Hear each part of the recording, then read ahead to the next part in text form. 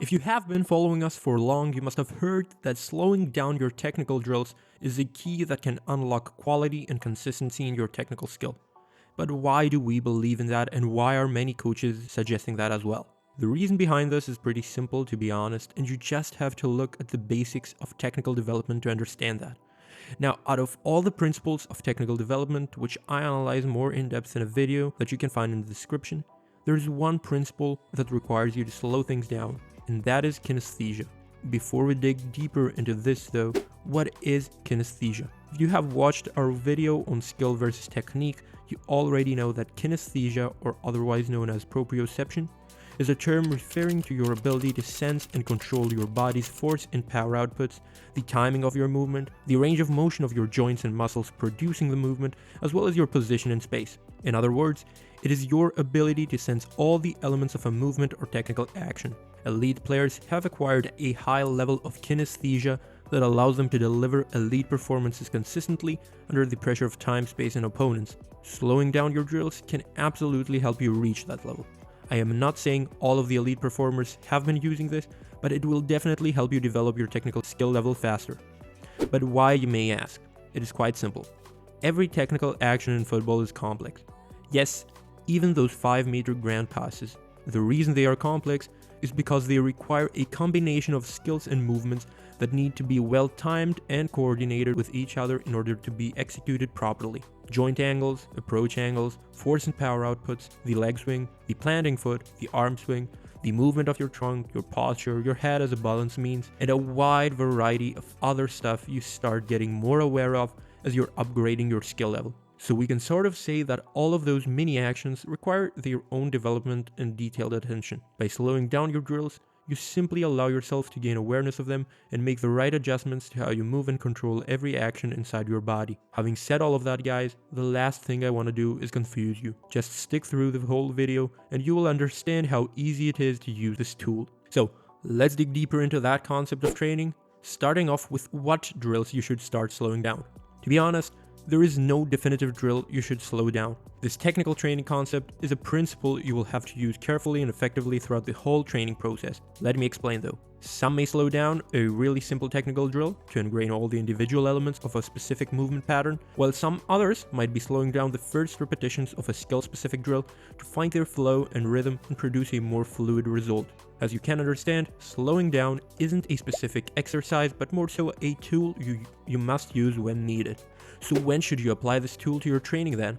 Obviously, the earlier you start using this concept, the better. Young players' bodies are like sponges.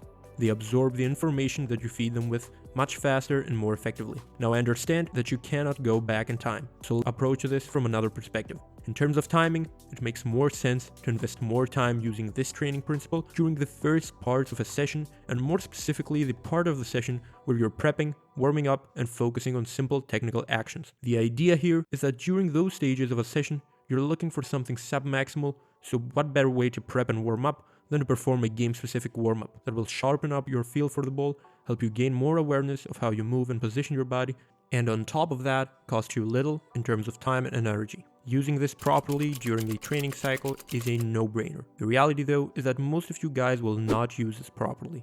So let's go over that for a moment. There are basically two ways I like to approach this and use this training method. The one has to do with the periodization of training and offers a more structured and methodical solution for development, while the other is a more freestyle approach and offers freedom and quick solutions. Let me explain both more in depth though. The first way I like to go at it is the periodized approach. You basically use this training concept during specific phases of the training mesocycle, usually at the early phases of technical development or skill acquisition, to get yourself accustomed to the technique or skill you're trying to develop or acquire. For example, let's say you're trying to master diagonal long balls as a player. If you're serious about your development and have created a plan to execute, you could potentially invest 1 or 2 weeks of the training mesocycle using this method at the start of your sessions during the prep phase to get yourself used to all the kinesthetic elements of the movement, be it the approach angle, how you plant your foot, or how you swing your leg.